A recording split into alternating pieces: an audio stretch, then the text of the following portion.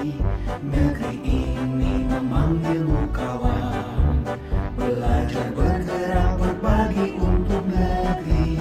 Guru penggerak majukan pendidikan, guru penggerak menghamba para murid, kreatif rancang pembelajaran, hargai potensi tingkatkan prestasi, lahirkan profil pelajar Pancasila.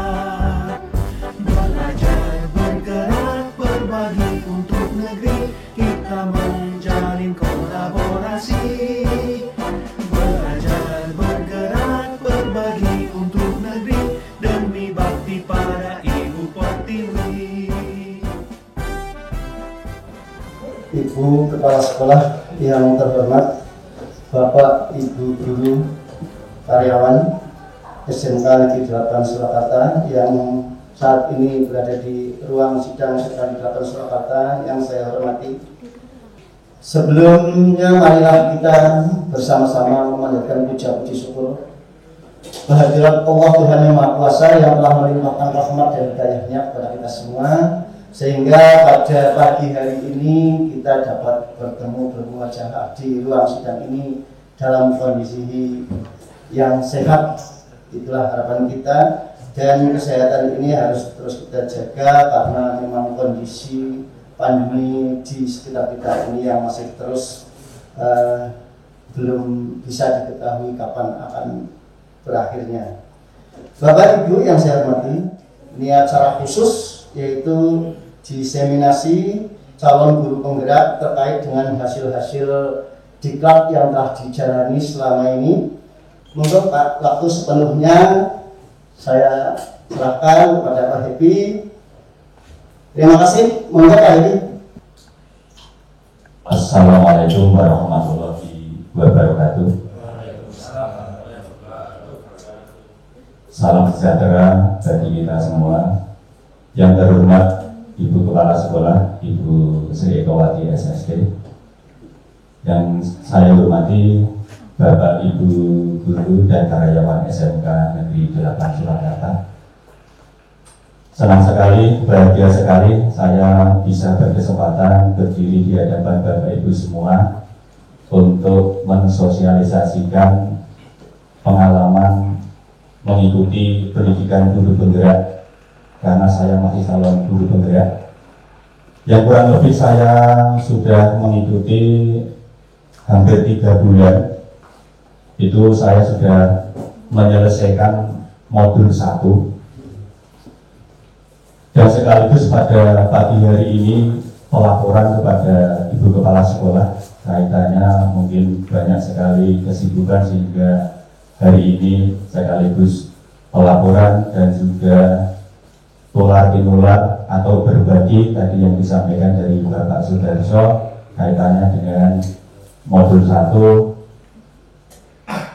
yang nanti ada beberapa materi yang akan saya sampaikan.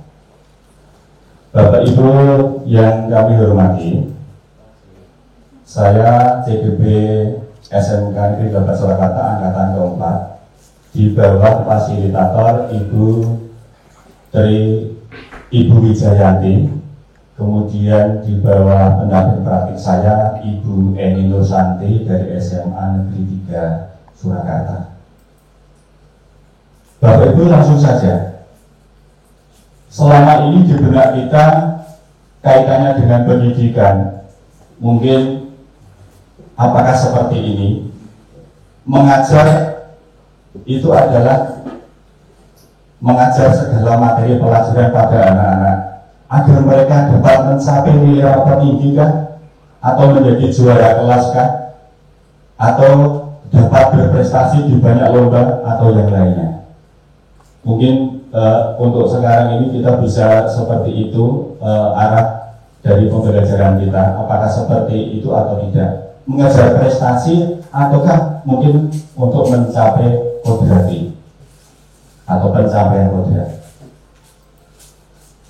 Kalau menurut Ki Hajar Dewantara, guru itu harus menjadi teladan, harus menjadi motivator dan fasilitator sesuai dengan kodrat alam dan zamannya.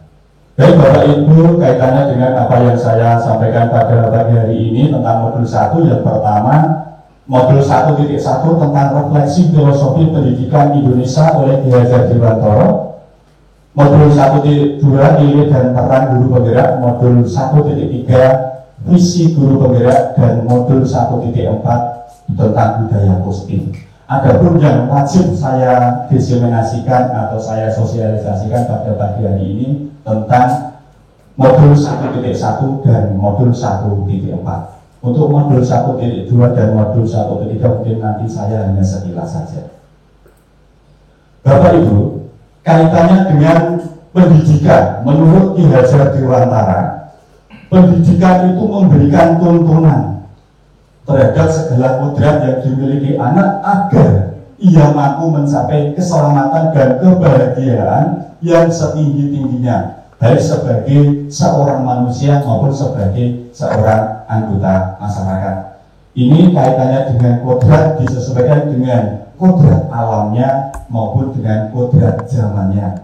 Kodrat alam itu kaitannya dengan sifat dan bentuk, di mana anak itu dari keluarga mana, dari lingkungan mana, dari sekolah mana. Kemudian kodrat zaman berkaitan dengan isi dan irama, ini kaitannya dengan tingkatan tumbuh kembang anak.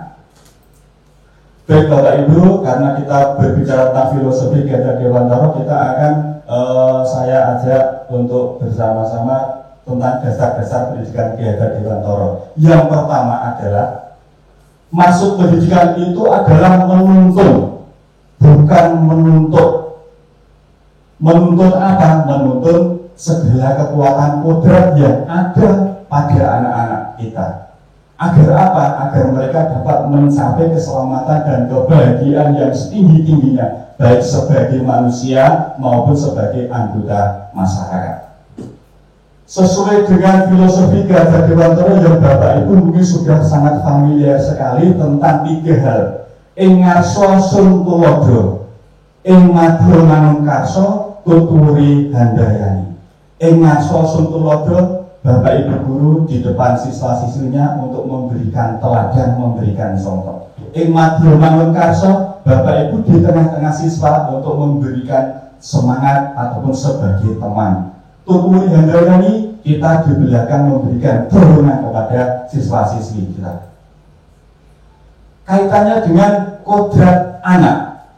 Karena apa? Manusia merdeka adalah manusia yang hidup lahir dan atau batin tidak tergantung kepada orang lain, tetapi bersandar atas kekuatan sendiri.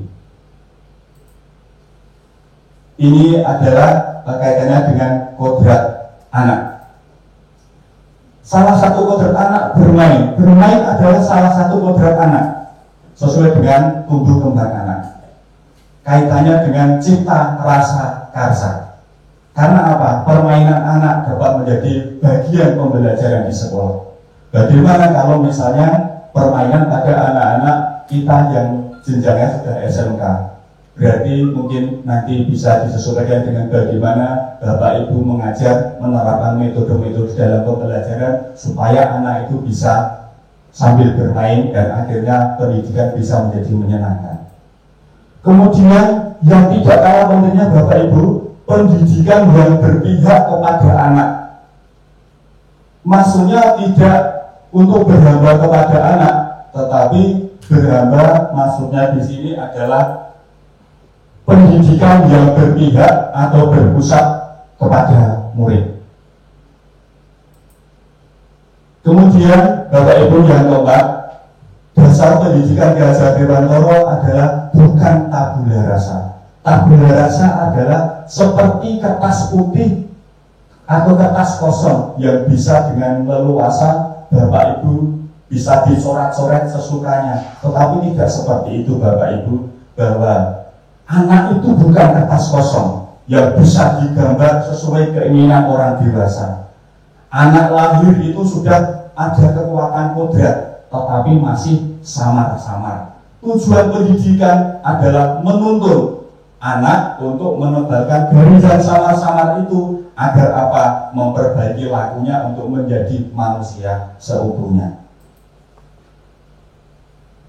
menebarkan laku dengan kekuatan konteks diri anak dan dengan budayanya. Ini yang dimaksud bukan tabula rasa, bahwa anak itu mengalami tumbuh kembang. Jadi kalau anak usia 0-8 tahun itu dinamai Wirogo, kemudian 16-24 itu Wiromo menurut Ki Hajar Dewantara. Wirogo kaitannya dengan raga, indera, imajinasi, artinya anak itu masa-masanya bermain, mereka belajar, bereksplorasi, mencari pengalaman. Kaitannya dengan irama, tanggung jawab, pembiasaan, irama keseharian, jadwal rutin, selaras dengan sesama dan lingkungan atau semestanya. Ini adalah hanya gambaran saja Bapak Ibu kaitannya dengan anak itu bukan tabula rasa berdasarkan tumbuh kembang anak. Kemudian yang kelima ini kaitannya juga dengan pendidikan yang ada di sekolah, kaitannya dengan pembelajaran muatan lokal, ada bahasa Jawa, ada ini adalah budi pekerti. Budi pekerti menurut Ki Hajar Dewantara, budi pekerti atau watak atau karakter merupakan perpaduan antara gerak pikiran, perasaan, kehendak atau kemauan sehingga menimbulkan tenaga.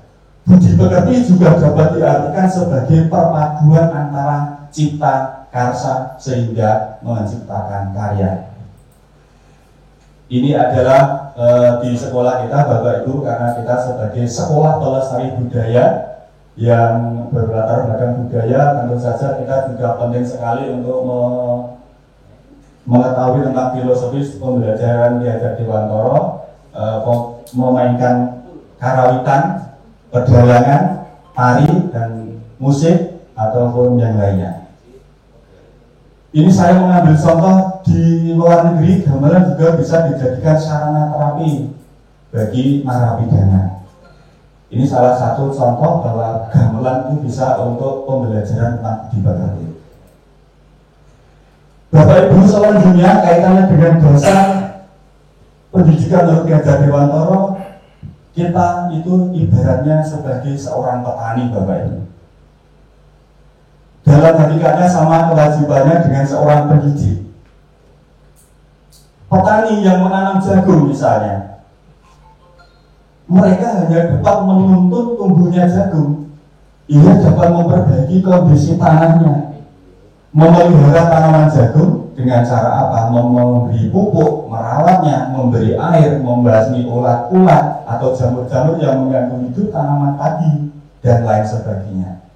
Jadi mungkin Bapak Ibu guru juga bisa diumpamakan sebagai seorang petani, bagaimana cara kita untuk mendidik anak kita, membimbing anak kita, memberikan motivasi kepada anak-anak kita supaya anak-anak kita bisa belajar dengan mandiri. Jadi pendidikan adalah tempat persemaian benih-benih kebudayaan dalam masyarakat.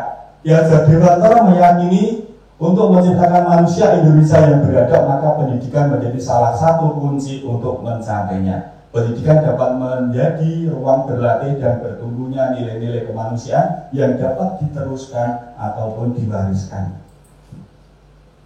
Apakah Bapak Ibu di sini pernah menanam tumbuhan? Kalau ini kita sebagai Bapak Ibu guru diumpamakan sebagai seorang petani. Contoh apa yang tadi saya gambarkan, kita menanam jagung, kita dari benih. Tidak semua benih itu berkualitas, mungkin juga dari benih yang biasa-biasa saja. Tetapi kalau kita tanam di lahan yang subur, mungkin juga akan tumbuh jagung yang subur dan akan menghasilkan panen yang baik. Kemudian Bapak Ibu yang ketujuh, relevansi filosofis pendidikan Ki Hajar Dewantara ini adalah pesan kunci. Maksud pendidikan itu menuntun sesuai dengan kekuatan kodrat.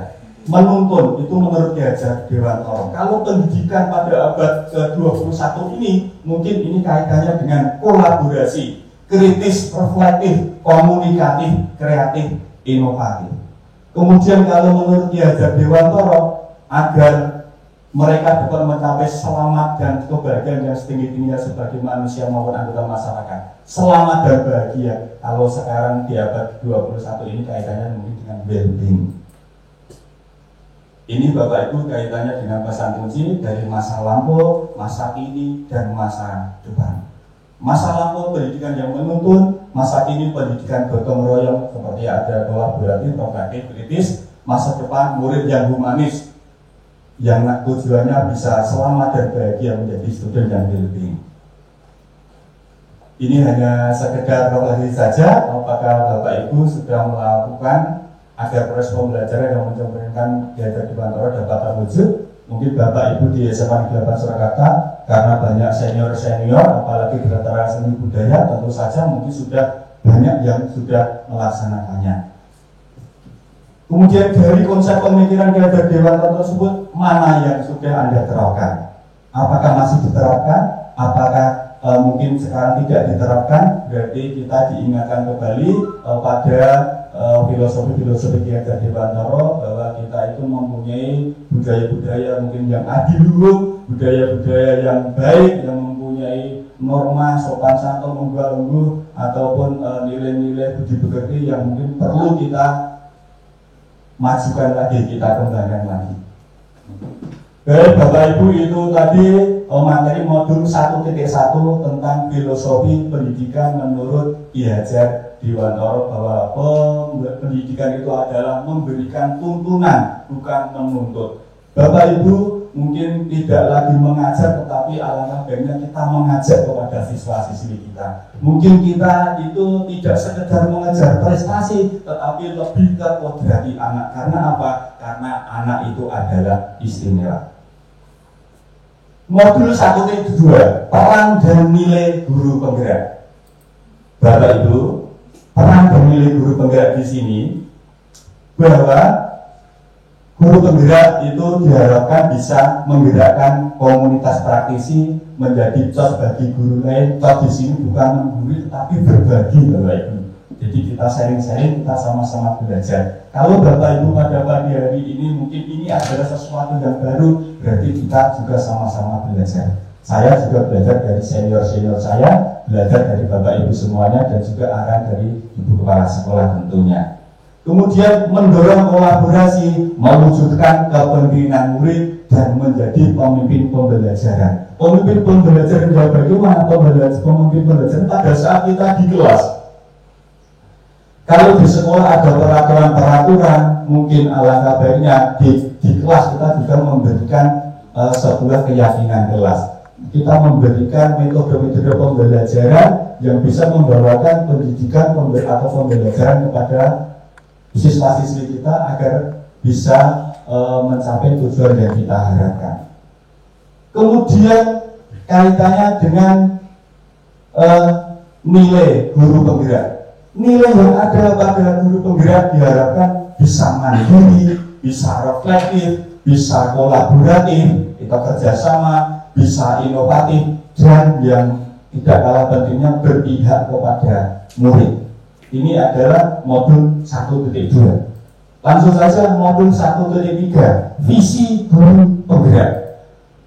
Visi guru penggerak mungkin juga sejalan dengan visi sekolah, kaitannya dengan untuk menerapkan profil pelajar Pancasila yang bagaimana, yang beriman, bertakwa kepada Tuhan Yang Maha Esa dan berakhlak mulia, yang mandiri, bernalar kritis, kreatif, gotong royong, dan berkebinaan global.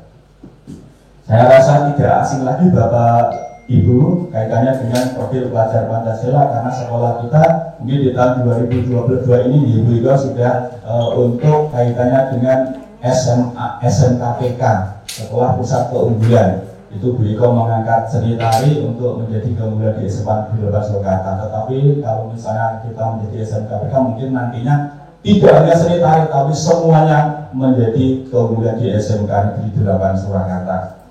Ini tahapannya kaitannya dengan profil pelajar Pancasila, Bapak Ibu, kaitannya dengan visi.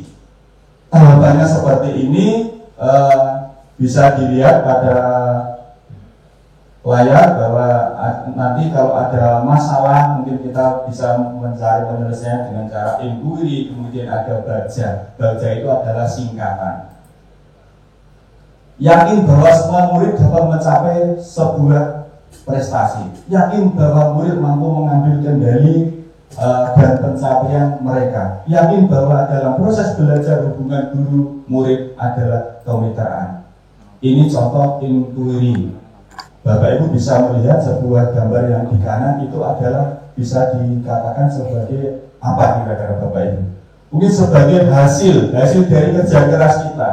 Yang sebelah kiri mungkin kaitannya dengan apa yang kita lakukan, kita memperolehnya. Kalau kita melakukan kerja keras, misalnya bisa dijelaskan dengan gambar seperti ini.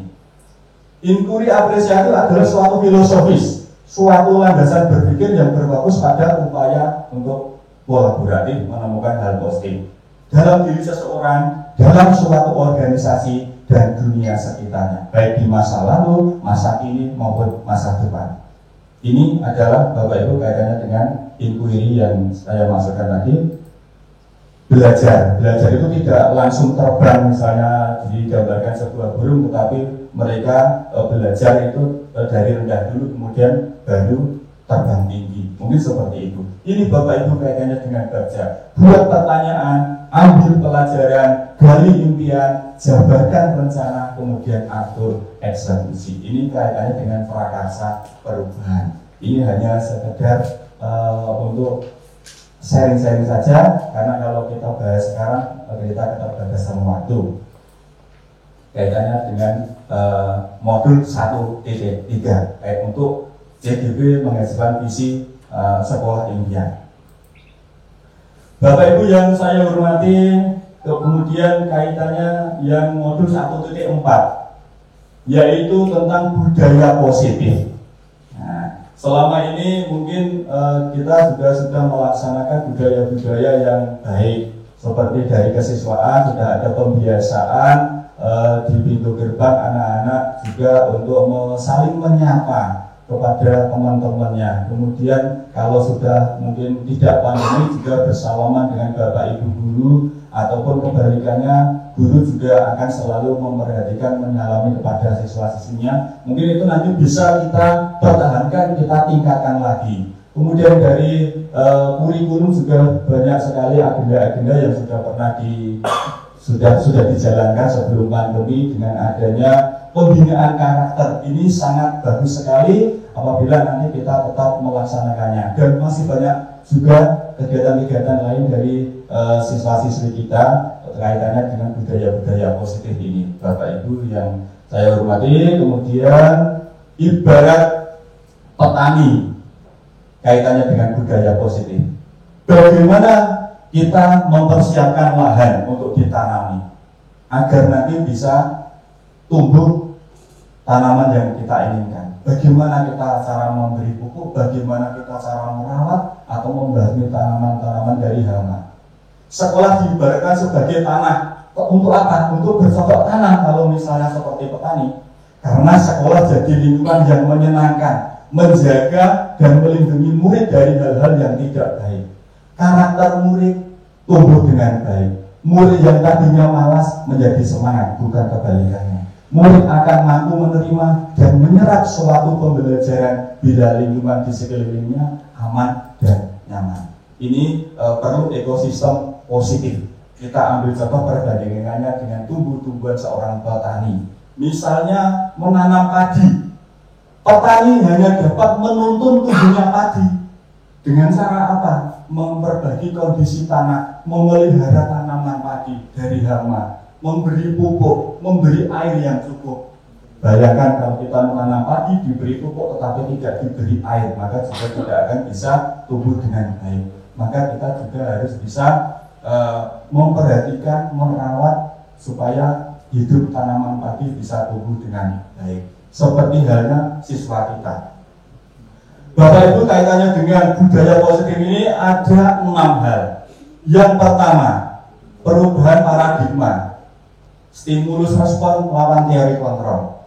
Yang kedua, arti disiplin, dan 3 motivasi perilaku manusia. Yang ketiga tentang keyakinan. yang keempat tentang kebutuhan dasar manusia, yang kelima tentang posisi kontrol, yang keenam tentang segitiga restitusi. Baik, Bapak Ibu yang saya hormati, supaya kita tidak tanggung, saya akan memberikan stimulus kaitannya dengan perubahan paradigma. Saya minta bantuannya yang terhormat Bapak Litbang, Bapak Eko Joko bisa membantu untuk memberikan contoh kaitannya dengan perubahan paradigma atau paradigma stimulus. Bisa mohon izin maju ke depan Bapak Eko Joko.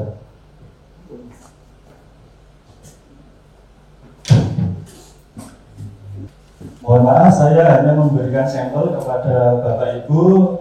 Saya mohon bantuan kepada Bapak Eko karena Bapak Eko ini sudah cukup pengalaman. Saya ingin Bapak Eko Joko menuliskan sesuatu hal yang sangat berharga menurut Pak Eko Joko. Silakan bisa menulis apa yang menurut Pak Eko Joko sangat berharga. Kemudian sambil Pak Eko Joko menuliskan dan sangat berharga, saya memohon bantuan juga mungkin kepada bisa mohon izin maju ke depan Bapak Tri Hermanto. Sudah Pak Eko Joko? Silakan dilipat aja Pak Eko Joko. Silakan dilipat aja. Ya, digenggam Pak Eko Joko seperti apa yang di depan itu. Pak Eko Joko telah menuliskan sebuah benda yang atau sesuatu yang sangat berharga menurut Pak Eko Joko. Sekarang silakan Pak Eko Joko menyimpan apa yang ada pada Pak Eko Joko yang benda yang dimaksud itu. Kemudian saya minta tolong, ini hanya sebagai contoh Bapak Ibu yang lainnya, Bapak Tri Hermanto, karena Bapak Tri Hermanto pandai sekali untuk merayu siswa-siswi kita dalam segala hal. Coba Bapak Tri Hermanto bisa merayu Pak Eko Joko tak mengetahui tentang apa yang dituliskan oleh Pak Eko Joko. Ini menurut Pak Eko Joko adalah benda yang sangat berharga, mungkin sangat berharga bagi hidupnya Bapak Eko Joko. Bisa merayu ataupun meminta apa yang dituliskan Pak Eko Joko. Silakan Pak Tri.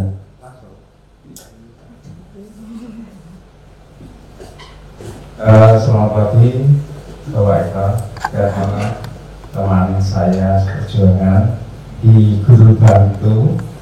Ya, sekarang kita sudah berada di ASN bisa bersama-sama.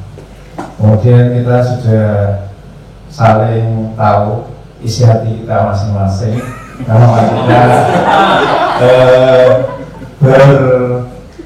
berteman, kemudian dalam segala hal, kemudian dalam kita berkegiatan yang dulu kita sudah saling membantu.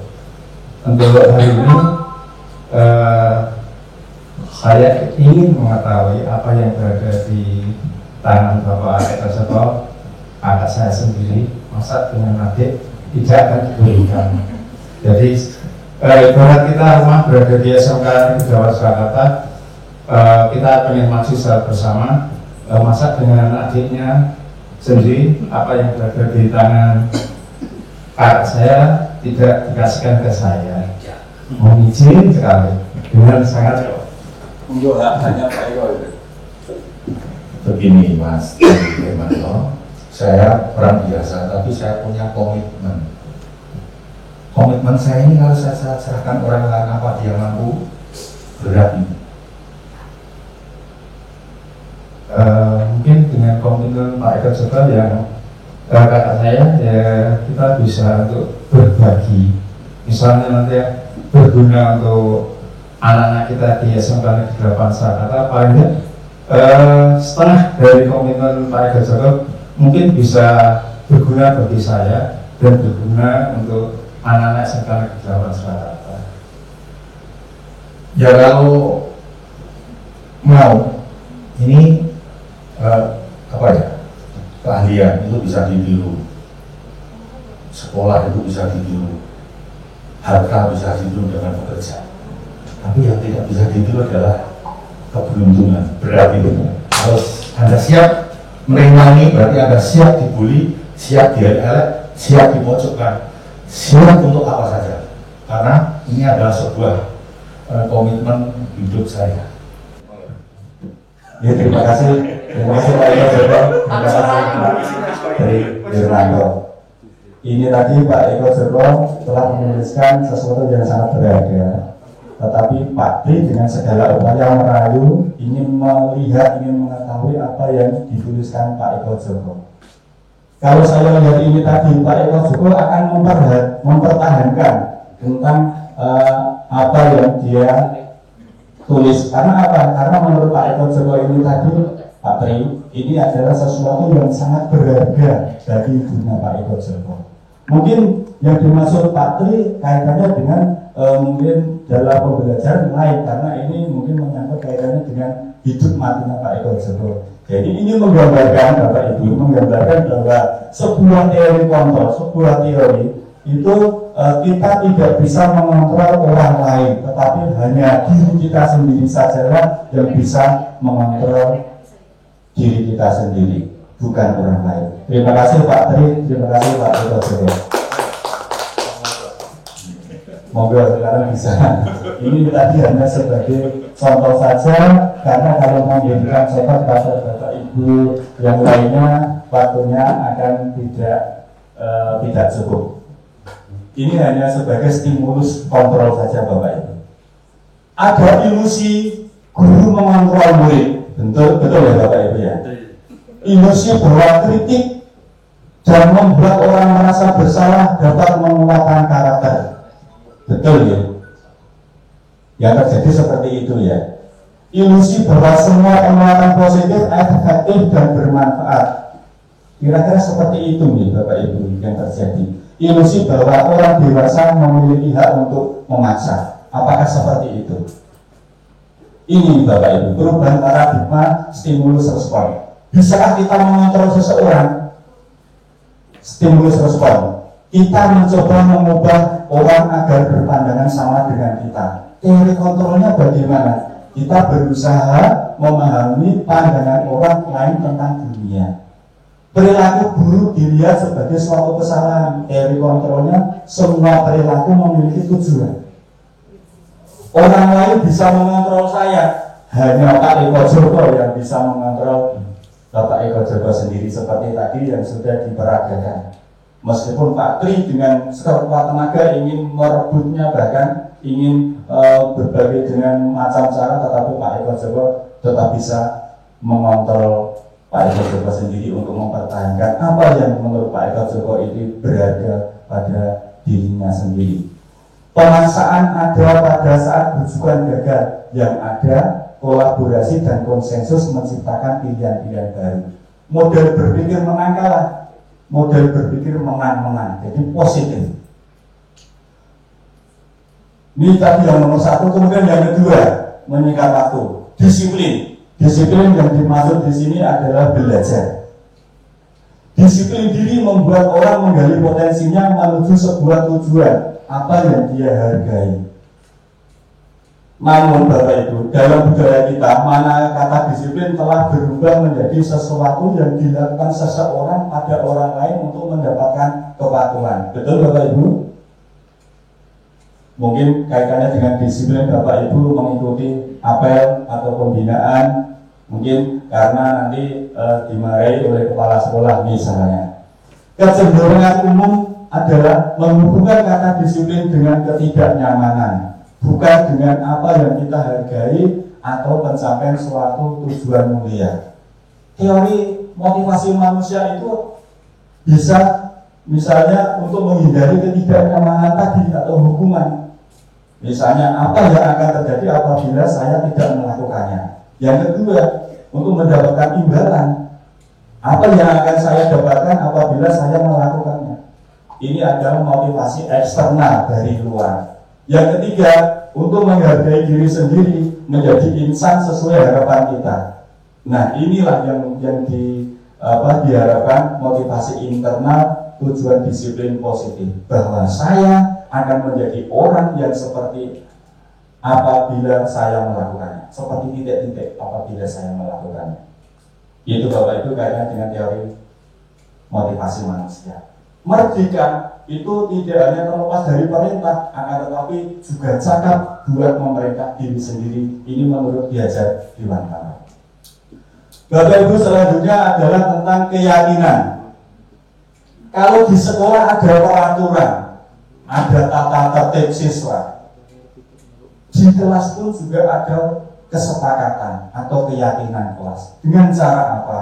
Setiap Bapak Ibu yang mengajar di kelas bisa membuat kesepakatan kelas, karena kesepakatan kelas ini bisa mengajari siswa untuk mulai dari dirinya menjadi anak yang bertanggung jawab, mengikuti pembelajaran, disiplin, jujur, kemudian bisa termotivasi dalam belajar.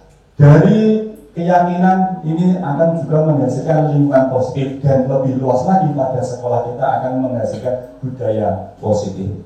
Keyakinan kelas bersifat lebih abstrak dari peraturan yang lebih rinci dan konkret. Keyakinan kelas berupa pernyataan-pernyataan secara umum.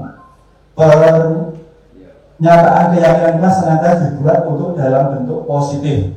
Keyakinan kelas hendaknya tidak terlalu banyak. Keyakinan kelas sebaiknya sesuatu yang dapat diterapkan di lingkungan tersebut. Semua warga kelas hendaknya ikut berkontribusi dalam pembuatan keyakinan kelas. Bersedia meninjau kembali keyakinan kelas dari waktu ke waktu. Ini yang diharapkan Bapak Ibu dalam pembelajaran supaya bisa menerapkan untuk membentuk keyakinan kelas.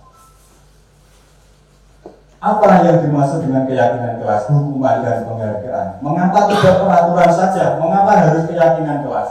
Mengapa kita memiliki peraturan misalnya harus menggunakan helm bila mengendarai kendaraan roda 2? Mengapa kita memiliki peraturan 3M, memakai masker, mencuci tangan, dan menjaga jarak? Mengapa kita memiliki peraturan harus datang tepat waktu pada saat mengikuti diklat?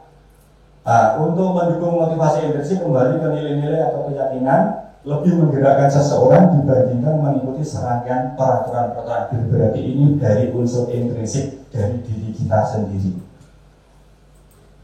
Kesepakatan kelas misalnya, membuat kesepakatan kami guru dan murid yang saling menyayangi, kami murid yang semangat belajar, kami murid yang peduli dengan teman-teman. Langsung saja Bapak Ibu, karena meningkat waktu kita, kaitannya dengan peraturan. Ada peraturan, selalu kembalikan buku ke tempatnya, dilarang mengganggu orang lain, hadir di sekolah 15 menit sebelum pelajaran dimulai, dan sebagainya. Dilarang menggunakan narkoba, gunakan masker. Ini peraturannya. Keyakinan kelasnya apa Bapak Ibu, atau nilai kebajikan yang dituju? Contoh, selalu kembalikan buku ke tempatnya, misalnya di perpustakaan. Kira-kira apa Bapak Ibu tentang keyakinannya? Mengembalikan buku ke tempatnya. Ini adalah bentuk tanggung jawab siswa. Ada nih Bapak Ibu sebagai contoh. Ini selalu kembalikan buku ke tempatnya, ini adalah tanggung jawab. Dilarang mengganggu orang lain, menghormati orang lain dan diri sendiri. Hadir di sekolah 15 menit sebelum pelajaran dimulai, ini adalah komitmen atau untuk mencapai tujuan. Dilarang melakukan kekerasan, ini kaitannya dengan keselamatan, bisa. Dilarang menggunakan narkoba, ini kaitannya dengan kesehatan siswa kita. Gunakan masker, kaitannya dengan keselamatan, kaitannya dengan kesehatan juga. Begitu Bapak Ibu. Bisa jadi kita juga dihukum penghargaan. Ini akan berpengaruh pada jangka pendek, jangka panjang. Penghargaan bisa menghukum, penghargaan bisa mengurangi ketepatan, penghargaan tidak efektif, penghargaan bisa bahkan bisa merusak hubungan. Ini kaitannya juga dengan hukuman atau konsekuensi Bapak Ibu. Kalau Bapak Ibu misalnya memberikan hukuman kepada siswa, suruh mencatat 100 kali di dalam buku. Misalnya, saya tidak akan terlambat lagi karena terlambat sekolah. Misalnya, kepada Bapak Ibu mungkin yang kaitannya dengan ketertiban siswa. Menghukum misalnya lari mengelilingi lapangan basket 2 kali karena terlambat hadir di sekolah. Nah, kira-kira itu hukuman atau sanksi Bapak Ibu?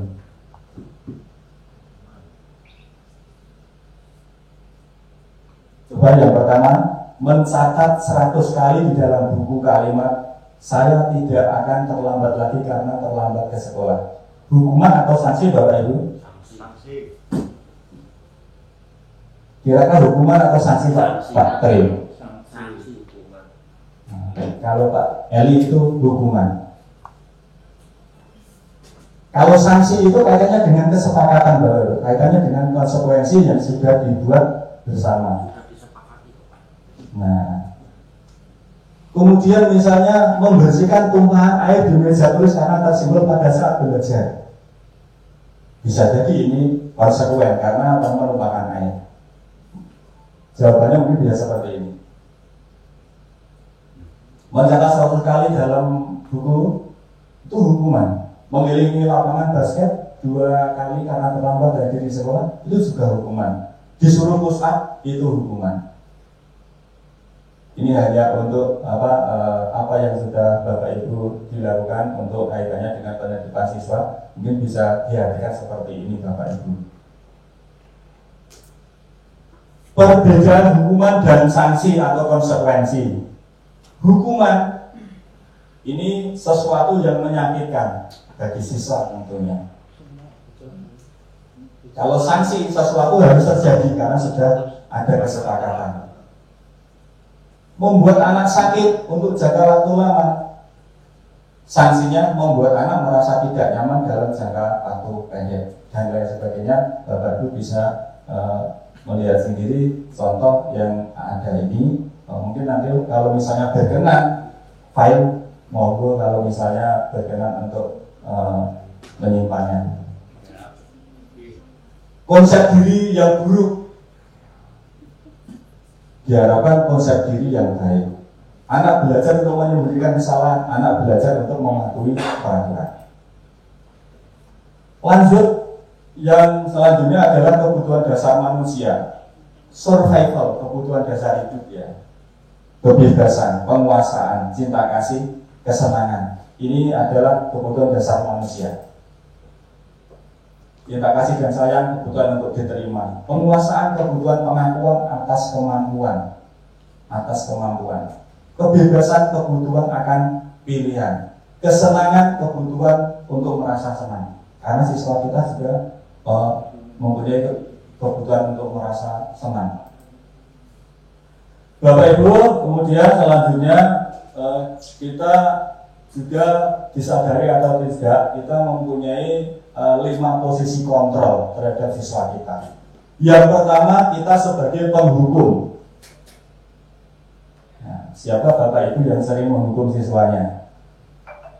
Dalam pembelajaran, karena siswa tidak bisa mencapai materi yang diharapkan, diberikan hukuman, misalnya. Contoh, misalnya guru dengan berkata, kalau kamu tidak melakukannya, awas ya, rasakan. Nah, ini termasuk hukuman. Membuat orang merasa bersalah. Kamu seharusnya tahu. Ibu lelah sekali mengatakannya, ibu stres. Ini membuat orang merasa bersalah. Jadi siswa kita merasa bersalah. Kemudian sebagai teman, ayolah lakukan demi ibu. Masa kamu tidak mau? Ini tidak ibu pernah bantu? Ya, misalnya. Ini harusnya yang bisa menerima seperti ini Pak Syukur karena guru pedalangan. Ya. Kemudian 5 posisi kontrol, yang lain sebagai pemantau, yang keempat sebagai pemantau. Sudah ada peraturannya, setiap siswa diberikan buku saku kaitannya dengan tata tertib. Apa peraturannya? Karena melihat siswa kita yang melanggar. Apa peraturannya? Nah, itu memantau. Kemudian yang kelima adalah manajer. Apa yang kita yakini, apa yang bisa kau kerjakan untuk memperbaiki masalah ini? Ini adalah guru posisinya sebagai manajer. Monggo Bapak NN, Bapak PKS 1. Bapak Ibu, ini kaitannya dengan 5 posisi kontrol yang dimiliki Bapak Ibu guru dalam menghadapi siswa-siswi kita. Tidak saya bahas semuanya, nanti bisa membaca sendiri kalau Bapak Ibu berkenan menerima materi ini. Dari apa yang disampaikan tadi, kata-kata ini bisa tersampaikan 10% saja. Nada suara ini 35%, kemudian non-verbal adalah bahasa tubuh. Ini yang paling besar kaitannya dengan posisi kontrol Bapak Ibu guru terhadap siswa.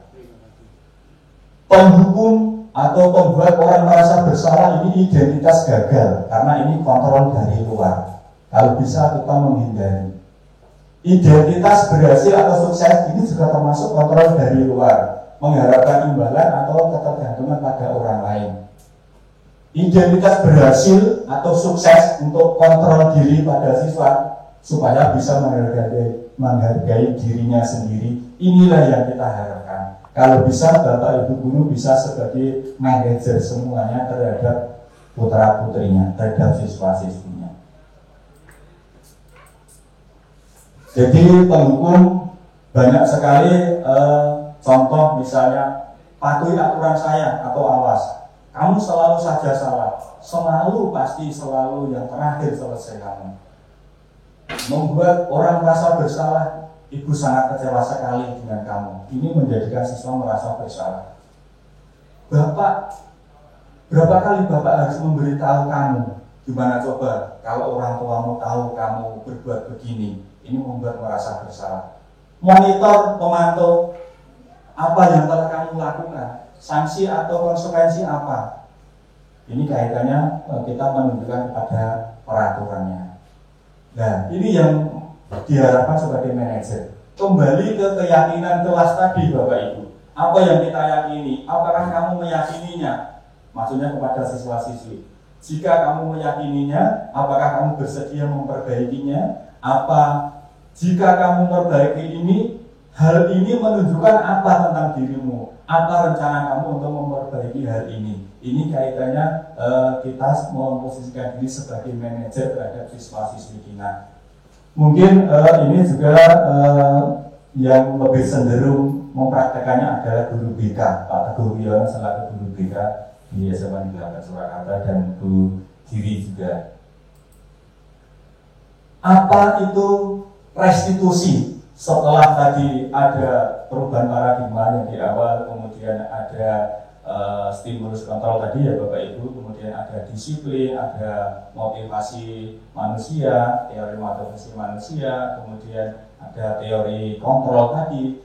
Yang tidak kalah pentingnya saya memberikan atau menyampaikan apa yang saya terima kaitannya dengan restitusi. Restitusi itu adalah untuk menciptakan kondisi bagi murid untuk memperbaiki kesalahan mereka, sehingga siswa bisa kembali pada kelompok mereka dengan karakter yang lebih kuat. Kaitannya dengan restitusi. Ini adalah sebuah segitiga restitusi untuk menyelesaikan sebuah masalah. Jadi restitusi itu bukan untuk menebus kesalahan, namun untuk belajar dari kesalahan, untuk memperbaiki hubungan. Restitusi adalah tawaran, bukan paksaan. Restitusi menuntun untuk melihat ke dalam diri anak. Restitusi mencari kebutuhan dasar yang mendasari tindakan. Restitusi adalah cara yang paling baik. Restitusi fokus pada karakter, bukan tindakan. Restitusi fokus pada solusi. Restitusi mengembalikan murid yang berbuat salah pada kelompoknya. Jadi ini segitiga restitusi. Yang pertama, kalau kita melihat siswa yang melanggar, sebaiknya kita yang pertama adalah untuk menstabilkan identitas. Karena apa? Setiap orang pasti pernah melakukan kesalahan. Anak bukan satu-satunya yang pernah melakukan ini. Kemudian yang langkah yang kedua itu membuat validasi tindakan yang salah. Jadi Bapak Ibu guru membuat seolah-olah siswa itu diberikan kesempatan untuk menjelaskan. Siswa diberikan kesempatan atau bahasanya apa ya? Bahasanya ya diberikan kebebasan. Kamu tentu punya alasan mengapa kamu terlambat misalnya. Siswa akan menjelaskan, saya tadi malam mengerjakan PR sampai malam Pak. Tadi malam saya mungkin jujur saya bermain HP Pak, melihat YouTube Pak, begadang Pak. Nah, siswa akan menyampaikan seperti itu. Adakah cara yang lebih efektif untuk mendapatkan apa yang kamu butuhkan? Nah, ini validasi tindakan yang salah. Nah, bagaimana selanjutnya? sebaiknya kemudian langkah yang terakhir adalah untuk menanyakan keyakinan supaya apa? Siswa bisa menyadari supaya nanti kedepannya tidak akan mengulangi lagi dan timbul dari hatinya supaya ada kesadaran dari diri untuk memperbaikinya. Nilai-nilai apa yang telah kita sepakati? Kamu ingin menjadi orang seperti apa? Apakah kamu tidak ingin sukses? Kalau kamu ingin sukses, berarti kamu harus bagaimana? Berarti harus menerapkan disiplin, tanggung jawab, jujur, tepat waktu, dan sebagainya. Ini Bapak Ibu tentang segitiga restitusi. Menstabilkan identitas, membuat murid yang merasa gagal karena berbuat salah menjadi positif terhadap dirinya. Contohnya seperti tadi. Kemudian validasi tindakan yang salah, membantu murid mengenali kebutuhan yang ingin dipenuhinya ketika melakukan kesalahan tadi. Karena pada dasarnya setiap tindakan manusia tujuannya adalah untuk memenuhi kebutuhan dasar. Apakah itu kaitannya dengan power atau freedom atau kebebasan, kemudian love and belonging atau diterima, kemudian kesenangan ataupun kebutuhan bertahan hidup. Kemudian menanyakan keyakinan. Murid melihat kesalahannya, oh saya itu ternyata salah kalau seperti itu. Dihubungkan dengan nilai-nilai kebajikan dan diyakininya mendasari manusia berinteraksi dengan orang lain. Nah, misalnya guru bisa berkata, apa nilai yang kita percayai di kelas, di sekolah kita? Nilai-nilai kebajikan, keyakinan apa yang telah kita sepakati? Nah, atau kamu ini jadi anak seperti apa? Apa yang kamu rasakan? Dan lain sebagainya. Bapak Ibu yang saya hormati, terlebih kepada Ibu Kepala Sekolah, terima kasih waktunya sudah memberikan kesempatan untuk mendiseminasikan apa yang sudah saya lakukan. Saya mengikuti pendidikan guru penggerak yang kurang lebih sudah berjalan 3 bulan. Ini yang bisa saya laporkan pada Ibu Kepala Sekolah dan juga sekaligus tinular berbagi kepada Bapak Ibu. Kalau ini merupakan sesuatu yang baru, untuk itu mari kita belajar bersama-sama. Tentunya saya juga akan belajar dari Bapak Ibu yang senior-senior saya. Terima kasih atas waktu yang diberikan. Mohon maaf bila banyak kesalahan dari saya dalam menyampaikannya. Wassalamualaikum warahmatullahi wabarakatuh. Waalaikumsalam warahmatullahi wabarakatuh. Assalamualaikum warahmatullahi wabarakatuh. Yang kami hormati Bapak Ibu, beserta karyawan, Bapak Ibu guru, beserta karyawan SMK Lames Jakarta. Salam sehat untuk kita semua dan selamat untuk Kak Happy yang sudah bisa menularkan kepada kita semua tentang konsep-konsepnya. Seperti apa tadi yang disampaikan oleh Pak Darso, bahwa untuk pelaksanaan ini kita tidak hanya memerlukan teori, tapi ternyata perbuatan nyata itu menjadi hal yang paling utama. Oke. Kalau Kepala Dinas itu mendikau, didiklah anakmu dengan perbuatan, bukan dengan lisanmu. Nah, ini kan sudah menjadi paradigma baru. Jadi pendidikan kalau zaman dulu itu pada saat kita banyak memerintah kepada anak, maka dia akan banyak istilahnya mendapatkan pengalaman. Tapi anak-anak sekarang itu berbeda, karena anak sekarang itu adalah anak-anak yang kritis, anak-anak yang kreatif, sehingga kita tidak perlu banyak ngomong, tetapi apa yang kita lakukan bisa menjadi contoh bagi anak-anak. Nah, terima kasih Pak Ebi yang sudah merancang dengan sangat baik. Sudah konsep-konsep yang tadi diberikan merupakan pengetahuan baru bagi kami, sehingga ini juga bisa membuka mata kita semuanya sebagai seorang pendidik bahwa saat ini yang diperlukan oleh anak-anak adalah teman. Maka Bapak Ibu, terima kasih. Ada kurangnya mohon maaf. Assalamualaikum warahmatullahi wabarakatuh.